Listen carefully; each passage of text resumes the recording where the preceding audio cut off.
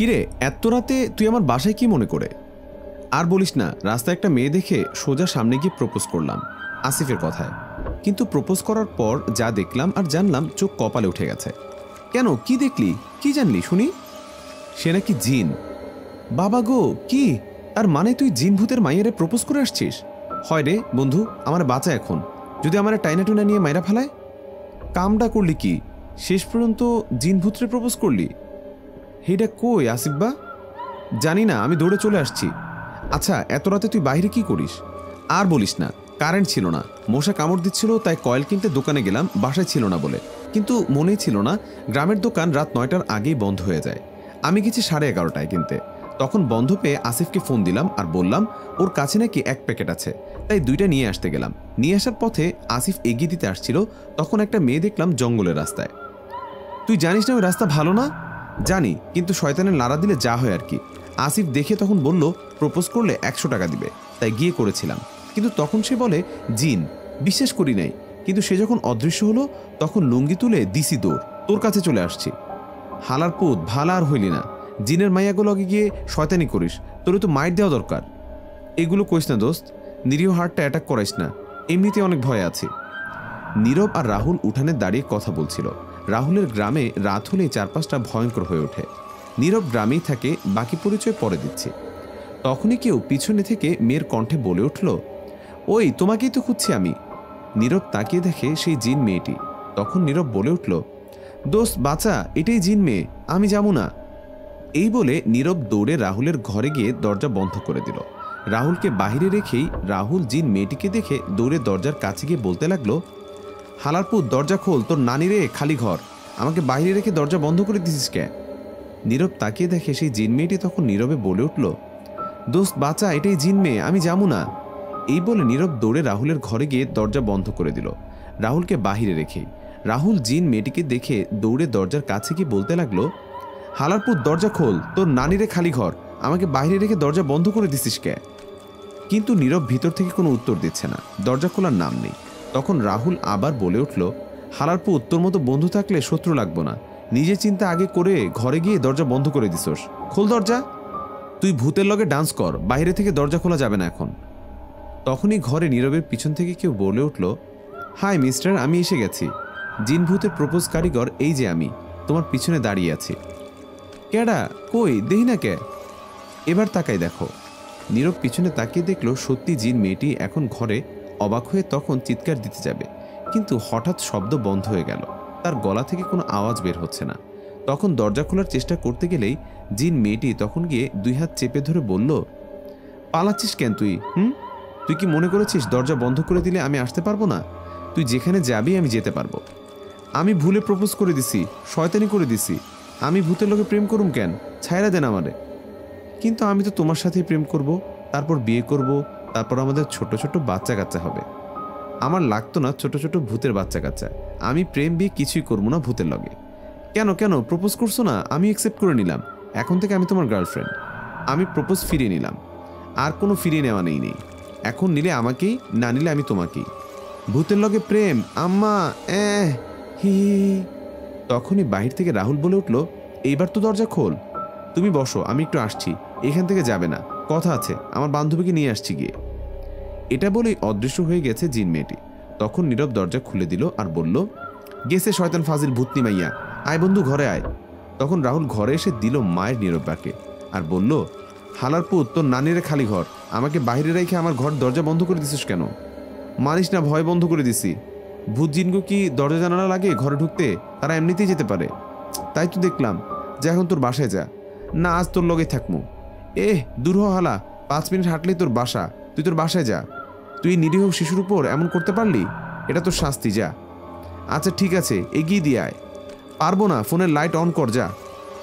ঠিক আছে, তুই আমার একা একা পাঠাচ্ছিস, যাচ্ছি। যদি আমার কিছু হয় তাহলে তোর গুড়াগাড়া পোলাপানগুলা সব নেংটু হয়ে জন্মাবে, দেখিস। ক্যাডা আবার শার্ট প্যান্ট পরে আইসে, দূর হলা, ভীতু না হলে একাই যাবি। আমি ভীতু না, যাচ্ছি, দেখ। যা যা, জলদি যা। তখন নীরব আস্তে করে ঘর থেকে বের হয়ে ফোনটা নিয়ে সময়ের দিকে তাকিয়ে দেখে ঘড়ির কাঁটা এখন সময় রাত 12টা বাজতে চলেছে। একাই নিজের বাসায় যেতে লাগলো। গ্রামের মধ্যে সবাই গভীর ঘুমে হারিয়ে গেছে। নীরব গ্রামেই থাকে, বাবা মায়ের একমাত্র ছেলে। তাদের বাসা কালীগঞ্জে একটি গ্রামে। এইখানে গ্রামের মানুষগুলো সাধারণত সন্ধ্যা হলেই সবাই ঘুমিয়ে পড়ে। সবাই এখন ঘুমের মধ্যে, কেউ জেগে নেই। গ্রামে শহরের মতো গাড়ি নেই চলাচল করার, নেই কোনো শব্দ। গ্রামে রাত হলেই ঝিঝি পোকার ডাক, দূর থেকে কুকুরের কান্নার শব্দ, বেড়ালের শব্দ সব মিলিয়ে মধ্যরাতে ভয়ঙ্কর করে তোলে। তাই তো নিস্তব্ধতা অন্ধকারে হয়ে ওঠে ভয়ঙ্কর রাত এই গ্রামে। আর এই নিস্তব্ধতায় এমন ভয়ঙ্কর কিছু মিশে থাকে যা রাতেই শুধু বের হয়, কারোর সাথে দেখা দেয় আর কাউকে তার ভয়ঙ্কর রূপে ভস করে নেয়। এদিকে নীরব রাহুলের ঘর থেকে বের হয়ে তাদের উঠানে চলে গেল। সেখানে চাঁদের আলো সব দেখা যাচ্ছে, হালকা ঠান্ডা বাতাস বইছে। তখন নীরব সেখানে একটু দাঁড়ালো আর কিছুক্ষণের মধ্যে তার শরীর ঠান্ডা হয়ে গেল। তখন নীরব তার বাসার উদ্দেশ্যে যেতে লাগলো। তখন দেখলো রাহুলের বাসার সামনে তৃতীয় নারকেল গাছের নিচে একটি মেয়ে মানুষের মতো দেখা যাচ্ছে, শুয়ে আছে। চাঁদের আলোর জন্য ভালো করে দেখা যাচ্ছে মেয়েটি সাদা ড্রেস পরা। তখন নীরব ভাবতে লাগলো, এত রাতে কে হতে পারে এখানে? নিশ্চয়ই খারাপ কিছু হবে, নয়তো সেই জিন মেয়েটি। কিন্তু আর যদি তেমন কিছু না হয়, মেয়ে মানুষ কি করে এখানে আসবে বুঝতে পারলাম না। থাক বাবা, কাছে যাওয়ার দরকার নেই, যদি ভূত থাকে তার চেয়ে ভালো বাসায় চলে যাই। এই বলে নীরব তার বাসায় চলে আসবে। তখন আবার ভাবলো, আমার কি এখন চলে যাওয়া ঠিক হবে? হতেও পারে এটা সত্যি মেয়ে, অন্য কিছু না। আর হতে পারে মেয়েটি ভুল পথে এইখানে আশ্রয় নিয়েছে। গতকাল শুনলাম রহিম চাচার বাসার সামনে একটি লোক এসে রাতে বসেছিল, ভূত ভেবে আর যায়নি। চাচা কিন্তু সকালে দেখলো মানুষ হতে পারে, সে একটি মেয়ে। যাই গিয়ে দেখি সেইখানে কেন, হেল্প করে আসি, রাহুলকে টাকার দরকার নেই। তখন নীরব তার ফোনে লাইট অন করে যেতে লাগলো। তখনই তার সামনে দিয়ে একটা চুয়া দৌড়ে গেল আর নীরব ভয়ে উল্টো দৌড় দিয়ে বলল, আব্বা গো, ড্যাডি গো, বাঁচাও গো, ভূত গো, ভূত। এই বলে তখন দৌড়ে নীরব রাহুলের রুমের দিকে চলে গেল আর গিয়ে বলল, এই যা বাবা, এটা তো চুয়া ছিল, হালার পোহালা, মন খালি ভয় দেখায়, কাঁপাই ফেলছে একদারে। তখন রাহুল বলে উঠল, কি হয়েছে? কিছু না কিছু না, তুই দরজা বন্ধ করে শুয়ে থাক। ঠিক আছে। তখন নীরব আবার মেয়েটির কাছে যেতে লাগলো 1 কেজি সাহস নিয়ে। এইবার নীরব মেয়েটির কাছে গেল আর গিয়ে দেখলো মেয়েটি উল্টো হয়ে শুয়ে আছে। তখন নীরব একটু দূর থেকে বলতে লাগলো, ও টুনির মা, ভূতের নানি, তুমি এখানে কি করো? কিন্তু নীরব কোনো উত্তর পেল না, মেয়েটির কাছ থেকে কোনো উত্তর পেল না। তখন আবার জিজ্ঞেস করলো, ওই টুনির মা, তুমি কি করো এখানে, শুয়ে কেন? কিন্তু নীরব তবুও কোনো উত্তর পেল না। তখন নীরব তাকে গিয়ে ধাক্কা দিল আর বলল, এই যে উঠেন, কে আপনি? তখন নীরব অনুভব করলো তার পিছনে কেউ দাঁড়িয়ে আছে। তখন নীরব সাথে সাথে পিছনে ফিরল, কিন্তু কাউকে দেখতে পেল না। তখন আবার মেয়েটিকে নীরব ধাক্কা দিয়ে বলতে লাগলো, আরে সাদা কাপড়ে ময়লা লাগছে তো, উঠেন, কে আপনি? তবুও নীরব কোনো উত্তর পেল না, মেয়েটি কোনো কথা বলছে না। তখন নীরব বলল, কি ব্যাপার, কথা বলছে না কেন মেয়েটি? আচ্ছা, মেয়েটিকে সোজা করে তারপর দেখি। তখন নীরব মেয়েটিকে সোজা করে তার মুখের দিকে তার ফোনের লাইট দিয়ে চেহারা দেখে নীরব বলল, মাশাআল্লাহ, এ তো পুরো একটা পরি ড্রেস, যেমন সাদা তেমনি সেও সাদা। কিন্তু আমারে বাঁচায় আর কেডা? এ তো সেই জিন মেয়েটি, বাঁচাও। এই বলে দিল দৌড়। তখন জিন মেয়েটি বলে উঠল, আরে দাঁড়াও, একটু শুনো, দাঁড়ানোর গুল্লি মারি, আমি বাসায় যামু, রাহুল্লা তোরে দেখে লোমু। মাশাআল্লাহ, এ তো পুরো একটা পরি, ড্রেস যেমন সাদা তেমনি সেও সাদা, কিন্তু আমারে বাঁচায় আর কেডা? এ তো সেই জিন মেয়েটি, বাঁচাও। এই বলে দিল দৌড়। তখন জিন মেয়েটি বলে উঠল, আরে দাঁড়াও, একটু শুনো, দাঁড়ানোর গুল্লি মারি, আমি বাসায় যামু, রাহুল্লা তোরে দেখে লোমু। এটা বলে নীরব দৌড়ে তার বাড়িতে চলে আসলো। এসে দেখলো সবাই ঘুমাচ্ছে। তখন নীরব তার রুমে গিয়ে দরজা জানালা বন্ধ করে ভাবতে লাগলো, এই মায়া তো এখানেও চলে আসবে, কি করি এখন? কিছুক্ষণ ভেবে আবারও বলতে লাগলো, আচ্ছা শুনছি ভূতেরা নাকি আগুনের ভয় পায়, তাহলে তো এই জিন মেয়েটিও ভয় পাবে। জিন ভূত একই তো কথা, কিন্তু আগুন ধরাবো কি করে? পাইছি, কয়লের মাঝেও আগুন দেই, তাহলে হবে। এই বলে কয়লে আগুন জ্বালিয়ে রেখে দিল। কয়লের আগুন দেখে নীরব বলে উঠল, দূর হালা, যেখানে মশারা কয়েল মানে না সেখানে ভূতে আর কি মানবো? আসুক আর জিনের মাইয়া, আমিও দেখে নিব। তখনই পিছন থেকে বলে উঠল, আসবো কি গো, এসে গেছি, যত খুশি দেখে নাও। পিছনে তাকিয়ে দেখলো সত্যি। তখন নীরব বলে উঠল, আপনি এখানে কেন এসেছেন? কেন এসেছি মানে? তুমি আমায় প্রপোজ করেছো না, আমি অ্যাকসেপ্ট করে নিয়েছি। এখন থেকে তুমি আর আমরা একসাথেই থাকবো, সবসময় আছি, তোমার সঙ্গেই আছি। আমি কখন বললাম আমি আপনার? কেন মনে নাই কিছুক্ষণ আগে হাঁটু গেড়ে যখন বলেছিলে, ওগো ভূতের নানি, তুমি হয়ে যাও এই শয়তানের নানার রানী, রাখবো তোমাকে বুকের মাঝে চেপে ধরে, ভালোবাসার সফলে বিয়ে করে খাট কাঁপিয়ে রোমাঞ্চে গড়ব গুড়াগাড়া পোলাপান, ঘরে যেখানে থাকবে তুমি আর আমি কোচ, প্লেয়ার থাকবে আমাদের গুড়াগাড়া, গড়ব ফুটবল খেলার টিম। এটা তো আমি শয়তানি করে বলেছি। আমি শয়তানি বুঝি না, আমি এটাই বুঝি, আমি তোমার, তুমি আমার। এখন থেকে আমি রাজি, আর আমাদের বিয়ের পর অনেকগুলোই বাচ্চা হবে। আমার লাগতো না ভূতের গুড়াকাটা পোলাপান, আমি বিয়ে করবো না আপনারে। বিয়ে তো করবই, তার আগে একটু প্রেম করে নিই, তারপর বিয়ে করব। রাজি না হলে তুলে নিয়ে যাব। যেহেতু আমার চোখ তোমার উপর পড়েছে, এই পৃথিবীতে আর কারোর শক্তি নেই আলাদা করার। আমি মানুষ নই, আমি অন্য জগতের জিন। আমি আজ প্রথম দিন, তাই রোমাঞ্চ করলাম না, কিছু করলাম না, আগামীকাল থেকে শুরু করব। আপনি আমার ধমক দিচ্ছেন, ভয় দেখাচ্ছেন। ওয়ার্নিং দিলাম, কোনো মেয়ের সঙ্গে যেন না দেখি, তাহলে ক্ষতি সেই মেয়ের হবে। আমি আপনার সাথে প্রেম করব না। তোমার তো আরো খুশি হওয়ার কথা, আমার মতো এত সুন্দরী একটা জিন গার্লফ্রেন্ড পাইছো। লাগতো না আমার, আপনি যান। যেতে হবে, আমার এখনই যেতে হবে, কিন্তু তার আগে একটু ভালোবাসা দিয়ে যায়। মানে কি করবেন? ভালোবাসা কনফার্ম করব কিস করে। এই না না, ছি, আপনি যান। এটা বলেই নীরব বালিশের নিচে মাথা লুকিয়ে ফেলল। কিন্তু জিন মেয়েটি বালিশ সরিয়ে নিয়ে নীরবকে শক্ত করে ধরে ঠোঁটজোড়া এক করে দিল। 5 মিনিট লিপ কিস করে দিল, ছেড়ে দিয়ে বলল, ভালোই তো টেস্ট, বাহ, আগামীকাল এসে খেতে হবে, এখন যাচ্ছি গো। তখন নীরব ভেঙিয়ে বলল, যা শয়তান ফাজিল জিন মাইয়া, লুচ্চা মাইয়া। উত্তর আগামীকাল এসে দিব। জিনের নারীর খালি ঘর, যা। আচ্ছা, এই নারীর খালি ঘর এটা কি? কিছু না। আচ্ছা যাচ্ছি, উত্তর আগামীকাল এসে দিব। এটা বলেই অদৃশ্য হয়ে গেছে জিন মেয়েটি। তখন নীরব বলে উঠল, আগামীকাল তাবিজ তুবিজ দিয়ে মারমু। কি করে দূর করতে হবে তা জানি, কবিরাজের কাছে যাইয়া লই। এটা বলেই নীরব শুয়ে পড়ল। সকালে কারোর ডাকে ঘুম ভাঙলো, তাকিয়ে দেখলো নীরবের আম্মু। তখন নীরব উঠে ফ্রেশ হয়ে বারান্দায় বসে পড়ল, খাবার খেতে গেল। তখন নীরবের আম্মু বলে উঠল, কিরে, গতকাল রাতে কার সাথে এত একা একা কথা বলছিলি? নীরব এটা শুনে অবশ্য কিছুটা অবাক হলো। তখন নীরবের আব্বু বলল, আমি শুনছি কিছুটা। তার মানে কি সবই যেন গেছে? না, লুকাতে হবে, ঘুমের মধ্যে হয়তো বলছিলাম। বুঝতে পারছি, এখন জলদি খেয়ে কলেজ যা। আর কিছু না বলে চুপচাপ খেয়ে নিল নীরব। খেয়ে ঘরে যাওয়ার পর অনুভব করলো তার শরীরে জ্বর আসছে, গা গরম হচ্ছে, দুর্বল লাগছে। তখন নীরব তার আম্মুকে গিয়ে বলল, তখন কলেজ যাওয়ার জন্য না করে দিল। ঘরে জ্বরের ঔষধ ছিল, সেটা খেয়ে শুয়ে রইল। নীরবের আব্বু বাহিরে চলে গেল। ও নীরব ইন্টার ফার্স্ট ইয়ারে পড়ে, কলেজে, এই গ্রামেই পড়ে। নীরব তার বন্ধুদের ফোনে জানিয়ে দিল আজ কলেজে যাবে না। সন্ধ্যায় চায়ের দোকানে দেখা করতে বলল। সারাদিন ঘরে বসে কাটিয়ে দিল। সন্ধ্যায় চায়ের দোকানে গেল নীরব। সেখানে রাহুল, আসিফ বসেছিল আগে থেকেই। তখন নীরব যাওয়ার পর বলে উঠল, কিরে, কি অবস্থা? আর অবস্থা, জ্বর এসে গেছে। বলিস কি, ওষুধ নিয়ে আসছিস? তুই গতকাল রাতে পরে কই গেছিলি? তোর কথায় প্রপোজ করতে গিয়ে ফেসে গেছি। তুই দৌড় হওয়ার আগে আমি দৌড় দিয়ে চলে গেছি। আচ্ছা, পরে কি হয়েছে বল। বলছি, দাঁড়া, একটু আগে হিসু করে আসি। আচ্ছা, চালু আয়। নীরব তখন চায়ের দোকান থেকে বের হয়ে একটু দূরে যেতে কেউ কানে কানে বলল, আমি এসে গেছি। তখনই নীরবের শরীরটা কেঁপে উঠল। সাথে সাথে দৌড়ে চায়ের দোকানে চলে গেল। চায়ের দোকানে লোক কম ছিল, সন্ধ্যাবেলা, তাই খুব বেশি লোক নেই। গ্রাম বলে তখন নীরব আসিফ, রাহুল এর কাছে যেতে বলে উঠল। কিরে, চলে এলি যে? তখন নীরব আস্তে করে বলে উঠল, জিন মেয়েটি এসে গেছে, এদিকে আছে। কানের কাছে বলা মাত্র শরীর কেঁপে উঠল।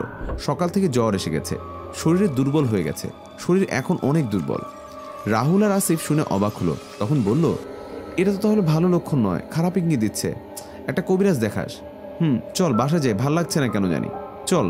এটা বলে চায়ের দোকান থেকে বের হয়ে গেছে সবাই। কিছুটা দূর হয়ে যাওয়ার পর নীরবের কানের কাছে এসে আবারও ফিসফিস করে বলে উঠল, খাট কাঁপাবে না। কি লুচ্চা মাইয়া জিনরে বাবা, কিরে, কি বলছিস? এটা বলে চায়ের দোকান থেকে বের হয়ে গেছে সবাই। কিছুটা দূরে যাওয়ার পর নীরবের কানের কাছে এসে আবারও ফিসফিস করে বলে উঠল, খাট কাঁপাবে না। কি লুচ্চা মাইয়া জিনরে? কিরে, কি বলছিস? না না, কিছু না, এমনি। আচ্ছা শোন, আগামীকাল গিয়ে আলম কবিরাজ কাকাকে দেখে আসিস তুই। কিন্তু কেন? দেখ, তোর আজকে শরীর দুর্বল, খারাপ, কালকের ঘটনার পর থেকে এই অবস্থা হয়েছে, এটা খারাপ ইঙ্গিত দিচ্ছে, তাই একটু দেখিয়ে আসিস। ঠিকই বলেছিস, তিনি তো অনেক বড় কবিরাজ, বাসায় খুবই কম থাকেন। কিভাবে জানি পাবো ওনাকে? অবশ্যই পাবি, আগামীকাল থাকবে বাসায়, আমি শুনেছি। ঠিক আছে, যাবো আগামীকাল। তখন কেউ একজন না বলল, সেটা জিন মেয়েটি। সেদিকে কেউ আর লক্ষ্য না করে যে যার বাসায় চলে যেতে লাগলো। তখন নীরব লক্ষ্য করলো কারো ফোপানো শব্দ আসছে ভয়ঙ্কর রকমের, মনে হচ্ছে প্রচণ্ড রেগে কেউ এমন করছে, কিন্তু কেউ তো নেই। জিন মেয়েটি কেউ দেখতে পারছে না। নীরব এখন একা। রাহুল চলে গেল বাসায়, আসিফও চলে গেল তার বাসায়। আশেপাশে কেউ নেই। তখন নীরবের কিছুটা ভয় হলো। আস্তে আস্তে যেতে লাগলো। এদিকে রাহুল তার বাসায় যাচ্ছে, তখনই পিছনে কারো হাঁটার শব্দ আসলো। যখন পিছনে তাকালো তখন দেখলো কেউ নেই। তখন রাহুল নিজেকে বলে উঠল, দূর, শুধুই ভয় পাচ্ছি, এটা তো নিজের পায়ের হাঁটার শব্দ হতে পারে। এই ভেবে আবারও রাহুল যেতে লাগলো। তখন আবারও অদ্ভুত শব্দ আসতে লাগলো। পিছনে যখনই পিছনে তাকাবে তখনই কেউ জোরে রাহুলকে ধাক্কা দিল, আর রাহুল ছিটকে গিয়ে কিছুটা দূরে পড়ল। প্রচণ্ড ব্যথা পেল। যখন সামনে তাকালো তখন যা দেখলো তাতে চিৎকার দিয়ে রাহুল অজ্ঞান হয়ে গেছে। যখন রাহুলের জ্ঞান ফিরল তখন বেশ রাত হয়ে গেছে। তখন রাহুল পাশে দেখলো আলম কবিরাজ কাকা বসে আছে, তার আব্বু আম্মুও পাশে। তখন রাহুলের আব্বু বলে উঠল, কিরে বাবা, কি হয়েছে তোর? তুই চিৎকার দিয়ে এমন অজ্ঞান হয়ে পড়েছিলে কেন? যখন রাহুল কিছু বলতে যাবে তখনই আলম কবিরাজ কাকা বলে উঠল, আপনারা সবাই একটু বাহিরে যান, আমি রাহুলের সাথে কথা বলছি, তারপর সব জেনে নেবেন। তখন সবাই চলে গেল। তখন আলম কবিরাজ কাকা বলে উঠল, এখন কেমন লাগছে? কাকা, আমি এমন জিনিস কখনো দেখি নাই, এতটা ভয়ঙ্কর তার চেহারা। কেমন চেহারা? আমি নীরবের সাথে কথা বলে আসার সময় পিছনে কিছু একটা হাঁটার শব্দ পেলাম। যখন তাকালাম তখন কেউ নেই। তারপর হঠাৎ জোরে ধাক্কা দিল। আমি ছিটকে গিয়ে কিছুটা দূরে পড়লাম। যখন তাকালাম তখন দেখলাম মুখটা একদম রক্তাক্ত, চোখ লাল আগুনের মতো ছিল। আমি বলেও বুঝাতে পারবো না কতটা ভয়ঙ্কর দেখতে। আমি সবই জানি, শুধু তোকে না, আসিফকে ভয় দেখিয়ে ওয়ার্নিং দিয়ে গেছে। তার কারণ হচ্ছে তুই নীরবকে পরামর্শ দিয়েছিলি আমার কাছে যেতে। এটা নীরবের সাথে থাকা সেই জিন মেয়েটি করেছে। কি বলছো? তুমি জানলে কি করে? আমি আরো অনেক কিছুই জানি যেগুলো তোরাও জানিস না। কি এমন সেগুলো বলো? না, সেটা এখন বলার সময় না, অবশ্যই বলবো সময় হলে। ঠিক আছে, কিন্তু নীরবের কোনো ক্ষতি হবে না তো? শুন, আগে তোকে কিছু বলি, এখন একটু নীরবের সঙ্গে কম কথা বলিস এবং কম যাবি, কারণ তোদের মৃত্যুর ঝুঁকি আছে। ঠিক আছে, কিন্তু নীরবের কোনো ক্ষতি হবে না তো? সেটা আমি এখনো জানি না। এই জিন মেয়েটি কি ভাবছিস 2 দিন ধরে আছে? সাথে আছে 2 দিন ধরে, নাকি আগে থেকে আছে? 2 দিন আগে থেকে তো দেখলো, আমার কাছে রাতে এসে দৌড়ে বলল। হ্যাঁ না রে পাগল, এখন নীরবের 21 বছর চলছে, তাই না? আজ রাতে 22 বছর হবে। এই দিনটার জন্যই অপেক্ষায় আছে জিন মেয়েটি, কিন্তু কেন সেটা আমিও জানি না। অনেক রহস্য লুকিয়ে আছে, আর 21টি বছর ধরে সাথে আছে। জিন মেয়েটি 2 দিন আগে দেখা দিয়েছে, 22 বছর হবে তাই। কি বলছো কাকা? আজ এই জিন মেয়েটি নীরবের সাথে তার দেহের মিলন ঘটাবে, একটা শারীরিক, আরেকটা তার শরীর নিজের কাছে নিবে এটার মাধ্যমে। বুঝলাম না, পরে এক সময় বলবো। মানুষ যেমন ভালো খারাপ আছে তেমনি জিনদের মধ্যেও ভালো খারাপ আছে। তুই হয়তো জানিস না, আমি নীরবকে নিয়ে কবিরাজি অনেক আগে থেকেই করছি। আর একটা কথা, তুই নিজেও জানিস না নীরবের একটা বোন আর ভাইকে এই জিনদের মধ্যে কেউ মারছে। তার কারণ আছে, দোষ নীরবের আম্মুর আব্বুর ছিল, তাই নীরবও পড়েছে। কিন্তু এই জিন মেয়েটি দোটানায় পড়ে আছে। সে ভালো জিন আর খুবই শক্তিশালী জিন। মেয়েটি সে কি করবে সে বুঝতে পারছে না। সত্যি নীরবকে সে ভালোবাসে, কিন্তু তার উদ্দেশ্য কি বোঝা যাচ্ছে না। আর একটা কথা, নীরবের আম্মুকে দেখিস কখনো ঘরের বাহিরে হয় না। রাহুল চিন্তিত হয়ে গেছে, কি বলছে, কি কারণ, কি জন্য? আর নীরবের ভাই বোন ছিল, তাদের জিন মেরেছে, কিন্তু কি জন্য, কারণ কি? এটা রাহুলের মাথায় ঘুরপাক খাচ্ছিল। তখন কবিরাজ কাকা বলে উঠল, এটা নিয়ে ভাবিস না। শুন, আজ জিন মেয়েটি নীরবের সাথে তার দেহের মিলন ঘটাবে, একটা শারীরিক আর একটা তার শরীর নিজের কাছে টেনে নিবে এটার মাধ্যমে। কিন্তু কি করে করবে সেটা আগামী 15 দিনের মধ্যে জানবো, তারপর দেখা যাক কি করে। আরও অনেক কিছু রহস্য লুকিয়ে আছে, এখন বলার সময় নেই। তুই হয়তো ভাবিস নীরবের ভাই বোনকে মারলো কেন, সেটা ভয়ঙ্কর এক কাহিনী, পরে বলবো, আজ নয়। কাউকে কিছু বলিস না এগুলো, তোর আব্বু আম্মুকে আমি পরে বুঝিয়ে বলবো। আর আপাতত কিছু বলে দে, চিন্তা করিস না, তোর কিছু হবে না। এখন আমি তাবিজ দিয়ে গিয়েছি, আজ রাত পার কর, আগামীকাল দেখবি সব। আচ্ছা ঠিক আছে কাকা, আরেকটা কথা, আমায় কিন্তু বলবে কি জন্য কি কারণে নীরবের ভাই বোনকে মেরেছিল, কি এমন হয়েছে? ঠিক আছে, এইগুলো গিয়ে আবার এখন নীরবের আব্বু আম্মুকে দিয়ে জিজ্ঞেস করিস না। ঠিক আছে, অনেক রাত হয়ে গেছে, ঘুমা, আমি যাচ্ছি। তারপর কবিরাজ কাকা চলে গেল। রাহুলের আব্বু আম্মু আসলো, অনেক কথা জিজ্ঞেস করলো, কিছু একটা বলে দিল আপাতত। এদিকে নীরব খাবার খেয়ে শুয়ে আছে, ঘুমানোর প্রস্তুতি নিচ্ছে। তখনই কারেন্ট চলে গেল। গ্রাম তো এমনিতেই গরম বেশি, তখন নীরবের গরম লাগছিল। তখন নীরব তার আব্বু আম্মুর ঘরে গেল হাত পাখা নিয়ে আসতে। দরজা খোলাই ছিল, ভিতরে দিয়ে দরজা ছিল আরেকটা। তখন গিয়ে তার আব্বু আম্মুকে ঘুমন্ত অবস্থায় দেখলো, কিছুক্ষণ ডাকলো, হাত পাখা খুঁজে পাচ্ছে না বলে, কিন্তু কিছুতেই উঠছে না, কেউ সাড়া দিচ্ছে না। তখন হাত পাখা অনেক খুঁজে পেল, আর নিয়ে আসার আগে আবারও ডাকলো। তখন জিন মেয়েটি অদৃশ্য থেকে নিজের রূপে এসে পিছন থেকে বলল, ডেকে কোনো লাভ নেই, আমি ঘুম পাড়িয়ে দিয়েছি, তুমি মেরে ফেললেও ঘুম ভাঙবে না সকালের আগে। তখন নীরব তাকিয়ে দেখে জিন মেয়েটি, তখন বলে উঠল, কিন্তু কেন এমন ঘুম পাড়িয়ে দেওয়া হলো? কারণ আজকের রাতটা আমার জন্য বিশেষ রাত, তোমার সঙ্গে আমার মিলনের রাত। এই রাত্রির জন্য দীর্ঘ 21টি বছরের অপেক্ষা। ডেকে কোনো লাভ নেই, আমি ঘুম পাড়িয়ে দিয়েছি। এখন ঘুম পাড়িয়ে দিয়েছি যে সকালের আগে কিছুতেই ঘুম ভাঙবে না। তখন নীরব তাকিয়ে জিন মেয়েটিকে বলল, কিন্তু কেন এমন ঘুম পাড়িয়ে দেওয়া হলো, কারণ কি? কারণ আজকের রাতটা আমার জন্য বিশেষ একটা রাত, তোমার সঙ্গে আমার মিলনের রাত। এই রাতটির জন্য দীর্ঘ 21টি বছরের অপেক্ষা। কিসব উল্টোপাল্টা বলছেন? এটা শুনে নীরব কিছুটা ঘাবড়ে গেল। তখন জিন মেয়েটি নিজের সাথে নিজে বলতে লাগলো, এই রে, বলতে গিয়ে তো বলেই দিচ্ছি না, কথা ঘুরিয়ে অন্যদিকে নিতে হবে, জানতে দেওয়া যাবে না কিছু। তখন জিন মেয়েটি নীরবকে বলল, না মানে আজ তো 22 বছর পূর্ণ হবে তোমার, 12টার পর, সেটাই বললাম আর কি। 21 বছর শেষ হবে। আর দেখো না, এই 22 বছর পর তোমাকে পেলাম আমি, আর এই রাতটায় আমি তোমাকে বিশেষ কিছু উপহার দিতে চাই। এখনো পাননি? আমি রাজি নই। আর কে দিবে? যাক, বুঝিনি, বলতে গিয়ে কি যে বলে ফেলেছিলাম, একটুকুর জন্য সব শেষ হয়ে যাচ্ছিল। তখন নীরব জিন মেয়েটিকে চিন্তিত দেখতে পেল, বলল, কিন্তু আমার মনে হয় আগে জানি কি বললে অন্য একটা কথা। না, এটাই বুঝাতে চেয়েছি, আজ তোমার 21 বছর শেষ হবে আর 22 বছরে পা রাখবে।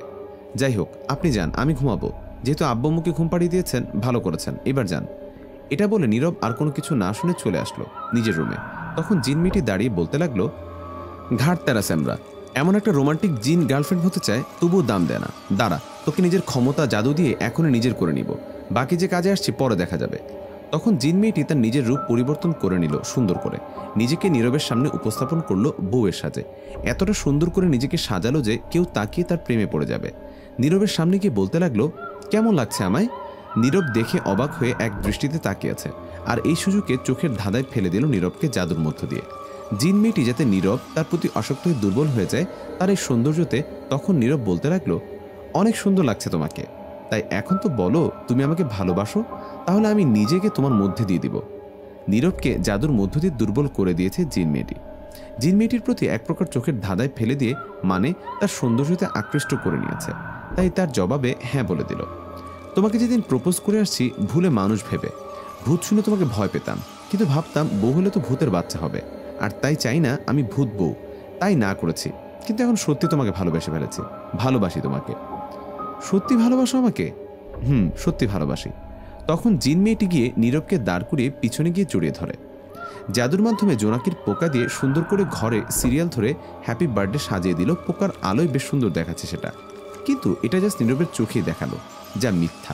এটা জাদুর মধ্যে দেখালো, যা মিথ্যা ছিল, কিন্তু নীরব সত্যি মনে করেছে। তখন জিন মেয়েটি বলতে লাগলো, হ্যাপি বার্থডে। থ্যাংক ইউ, তুমি তো দেখছি ভালো ম্যাজিক জানো। I love you. I love you too. চলো, বেশ রাত হয়ে গেছে, বিছানায় যাই এখন, এখনো অনেক কিছু কথা বাকি, কাজ বাকি। এটা বলে জিন মেয়েটি কিছু একটা বলে নীরবকে টাচ করতেই কেঁপে উঠল। আসলে এখন দুইটা জাদু করেছে। এই একটা জাদু হচ্ছে জিন মেয়েটির প্রতি দুর্বল করে তার প্রতি আকৃষ্ট করে নিয়েছে, এখন যেটাই বলবে নীরব করতে বাধ্য। আর একটা কি তা অজানা। তখন নীরবকে বিছানায় ফেলে দিয়ে উপরে বসলো। তখন নীরব বলে উঠল, কি করছো? করবো অনেক কিছুই, করতে দিবা তো? তোমার যা ইচ্ছা করো, আমি তো তোমারই। পূর্ণ হয়ে গেছে সব, আর কয়েকটি দিন, তারপর এখন তাহলে বাকি কাজটাও সেরে ফেলি মাঝরাত হওয়ার আগে। তারপর জিন মেয়েটি নীরবকে তার নিজের প্রতি আকৃষ্ট দুর্বল করে তার সাথে শারীরিক দেহের মিল করে নিল। গভীর রাতে শারীরিক দেহের মিল শেষে নীরব যখন ক্লান্ত হয়ে গভীর ঘুমে, তখন জিন মেয়েটি নীরবের হাতে একটা চাকু দিয়ে কিছুটা কেটে দিল। সেখান থেকে রক্ত বের হতে লাগলো। সেই রক্ত বেশ কিছুটা নিয়ে জিন মেয়েটি নীরবের হাতে বেঁধে হাসতে হাসতে বলতে লাগলো, সরি। এটা বলে রহস্যময় একটা হাসি দিয়ে অদৃশ্য হয়ে গেল। আর তখন থেকে শুরু হলো নীরবের জীবনে ঝড়। অদ্ভুত অদ্ভুত ঘটনা ঘটতে লাগলো তার সাথে। জিন মেয়েটি যাওয়ার পর নীরবের গায়ে প্রচুর জ্বর উঠে গেল, মাথা ব্যথা, চোখ খুলতেই পারছে না, বিছানা থেকে উঠতেই পারছে না, একদম শরীর দুর্বল, কিছু খেতেই পারছে না। এটা দেখে বেশ চিন্তিত নীরবের আব্বু আম্মু।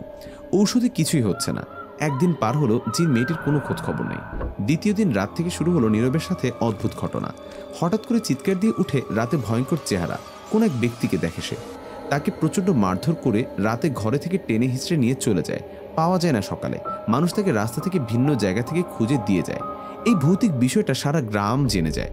নীরবের আব্বু আম্মু বেশ চিন্তিত হয়ে পড়ে, হতাশ হয়ে পড়ে, কারণ এর আগেও তারা একটি মেয়ে, একটি ছেলে হারিয়েছে। এই জিনের জন্য এখন তার তৃতীয় ছেলে নীরবও জিনের কবলে পড়েছে। এইভাবে কেটে যায় 10 দিন। জিন মেয়েটির কোনো খোঁজ নেই। নীরবের অবস্থা খুবই খারাপ, ঠিকমতো খেতে পারে না, জিনের অত্যাচারে মৃত্যুর অবস্থায় চলে যাচ্ছে। তার আব্বু আম্মু রোজ কান্না করছে, তাহলে কি তার এই ছেলেটিকে সে হারাবে? নীরবের বন্ধুরা এসে দেখে গেছে, তারাও বেশ চিন্তিত। কবিরাজ কাকা গিয়ে বলেছে, তিনি বলেছেন ঠিক সময় তিনি যাবেন। এইভাবে আরও 2 দিন কেটে গেল। 12 দিন পর জিন মেয়েটি রাতে নীরবের ঘরে আসলো। এসে দেখলো কেউ একজন বসে আছে। সেটা কবিরাজ কাকা। নীরবের কিছু একটাতে ফু দিয়ে চোখ বন্ধ করে বলতে লাগলো, আমি তোর উপস্থিতি বুঝতে পারছি, এই ঘরেই বর্তমানে তুই আছিস। আমি জানি আমার কিছু কথার উত্তর আশা করি তুই দিবি। চিন্তা নেই, নীরবের আব্বুমু বাইরে শুনতে পাবে না। তখন একটা হাওয়া এসে জানান দিল, হ্যাঁ। তখন বলতে লাগলো, ছেলেটাকে এমন অত্যাচার করছিস কেন? কি এমন অপরাধ করেছে সে? মারতে চাইছিস কেন? দেখতেই তো পারছিস কি অবস্থা হয়েছে ছেলেটার। তখন জিন মেয়েটি কান্নার কণ্ঠে উত্তর দিল অদৃশ্য থেকে, কোনো অপরাধ নেই। আমি কেন তাকে অত্যাচার করব, মারব? আমি তো তাকে ভালোবাসি। এটা শুনে কবিরাজ চিন্তিত, সাথে আপনারও মনে হয়, যদি ভালোবাসে তাহলে হাত কেটে রক্ত নিল কেন? সেদিন 12 দিন উধাও কেন? আর অত্যাচারে মারতে চাইল কেন? সব উত্তর পাবেন, সাথে থাকুন। তাহলে কে এত অত্যাচার করতো? প্রতি রাতে মারার চেষ্টা করতো, কারণ কি? সেটা আমি নয়, অন্য কেউ। কি জন্য এটা এখন বলা যাবে না, ক্ষতি হবে, আমি চাই না। আর আমি নিজে আটকে ছিলাম। দেখ, অনেক হয়েছে, আর নয়। এমনিতেই এই পরিবারের নীরবের ভাই বোনকে হারিয়েছে সে। এই জিনের জন্যই এখন নীরবকে হারালে পাগল হয়ে যাবে তার বাবা মা। আর কিছু ক্ষতি করিস না প্লিজ, আমি বলছি, চলে যা। কেন যাব? আমি তো তাকে ভালোবাসি। কখনো যাব না, গেলে নিয়ে যাব সাথে করে। এটা কোনোদিন সম্ভব না তোদের ভালোবাসা। কেন সম্ভব না? ভালোবাসা কি অপরাধ? ভালোবাসা অপরাধ না, অপরাধ হচ্ছে জিন আর মানুষের মধ্যে ভালোবাসা হয় না, এটা অন্য কিছু। কি হয় না হয় সেটা জানতে চাই না, তবে আমি থাকতে আর কোনো ক্ষতি হবে না। যদি আপনি তাড়াতে চেষ্টা করেন তাহলে দুজনকেই হারাবেন। আমি তাকে ভালোবাসি। এতটা যখন ভালোবাসিস, এই 12 দিন কই ছিলি? পারলি বাঁচাতে? এত অত্যাচার করলো, আটকাতে পারলি? ভালোবাসি বলেই বাঁচিয়েছি, বাঁচাবো, আর বাঁচাবো বলেই ভালোবেসেছি। মানে কি বলতে চাইছিস? 12 দিন আগে সেদিন রাতে না মেরে রক্ত নিয়েছি, সেদিন রাতে মারার কথা ছিল আমার, কিন্তু আমি মারিনি, তা করিনি আমি, ভালোবাসি বলে। আর তাতে আমার ওপর রেগে অত্যাচার করেছে। আপনি তো কবিরাজ, আপনার তো পালিত জিন আছে, তাদের জিজ্ঞেস করবেন জিনের শাস্তি কেমন, তাহলে বুঝতে পারবেন কতটা আঘাত সহ্য করতে হলো আমাকে। আজ মুক্তি পেয়ে আসছি। আর এই 12 দিন এসে তারা নীরবের উপর অত্যাচার করেছে, আর সামনে আরও করবে, আরও মারবে, কিন্তু আমি থাকতে তা হতে দিব না। কিন্তু কেন মারতে চায়? কি কারণ? কে সে? এখন বলার সঠিক সময় নয়, তার আগে আপনি শুনে আসুন আগে কেন নীরবের ভাই বোনকে জিন মারল, কারণ কি, আর কি এমন হয়েছে, তারপর আমি সব বলবো। ঠিক আছে, আমি সত্য ঘটনা শুনে আসব। কি এমন হয়েছে যে তাদের ছেলে মেয়েকে তারা মেরেছে আর নীরবকে চেষ্টা করছে মারতে, তারপর তোর বলতে হবে। তখন জিন মেয়েটি হ্যাঁ বলল, আর বলে উঠল, আমায় একটু আজ এখন একা থাকতে দিবেন, নীরবের সাথে থাকতে দিবেন, কারণ আজ তারা আসবে। আপনি তাদেরকে বলবেন না আসতে দয়া করে। ঠিক আছে, তোদের ব্যাপার নিয়ে পরে ভাবা যাবে, আগে বিপদ কাটো। এটা বলে চলে গেল কবিরাজ কাকা। তখন গিয়ে নীরবের আব্বুকে জিজ্ঞেস করলো, আচ্ছা আমি একটা কথা জিজ্ঞেস করি, তার আগে বলেন কিছু হলো, ছেলেটা কি ভালো হবে? হবে, কিন্তু জিন মেয়ে প্রেমে পড়েছে, উল্টোপাল্টা কিছু করলে নিয়ে চলে যাবে, তাই সাবধান আপনারা। তবে কোনো ক্ষতি করবে না, এটা নিশ্চিত। ঠিক আছে, আচ্ছা আগে বলুন তো সত্যিটা কি, আপনারা ছেলে মেয়েকে জিন কেন মারল? এটা শুনে চুপ করে রইল। তখন আবারও বলে উঠল, কি হয়েছে বলুন, আজ সত্যিটা বলুন। ঠিক আছে, সবই বলবো, কিন্তু আজ নয়, আগামীকাল সকালে, অনেক রাত হয়েছে, বলতে বলতে রাত পার হয়ে যাবে। আচ্ছা ঠিক আছে, সকালে আসবো, এখন তাহলে যাচ্ছি। আর আজকের রাতে নীরবের রুমে যাবেন না। কিন্তু কেন? সমস্যা হবে তাই যাবেন না। আচ্ছা ঠিক আছে, এই বলে চলে গেল। তখন নীরবের আব্বু নিজেদের রুমে চলে গেল, গিয়ে শুয়ে পড়ল। তখন জিন মেয়েটি গিয়ে গভীর ঘুম পাড়িয়ে দিল। আর তখন নীরবের কাছে গিয়ে কপালে চুমু খেয়ে বলল, ক্ষমা করে দিও গো, আমি আমার ভালোবাসার জীবন বিপদে ফেলে দিয়েছিলাম, তবে চিন্তা করো না, আর কিচ্ছু হবে না। নীরব গভীর ঘুমে থাকায় শুনতে পায়নি। তখন জিন মেয়েটি নীরবের বুকে মাথা রেখে শুয়ে রইল। মাঝরাতে নীরবের ঘুম ভাঙতে তাকিয়ে দেখল সে আসছে, বুকে মাথা রেখে শুয়ে আছে। তখন নীরব চুমু দিয়ে তখন সাথে সাথে শক্ত করে জড়িয়ে ধরল জিন মেয়েটিকে। তখন জিন মেয়েটিও জেগে গেল, আর সেও শক্ত করে জড়িয়ে ধরে কান্না করতে করতে চুমু দিতে লাগলো। নীরব তাকে শান্ত করে জড়িয়ে ধরে শুয়ে পড়ল।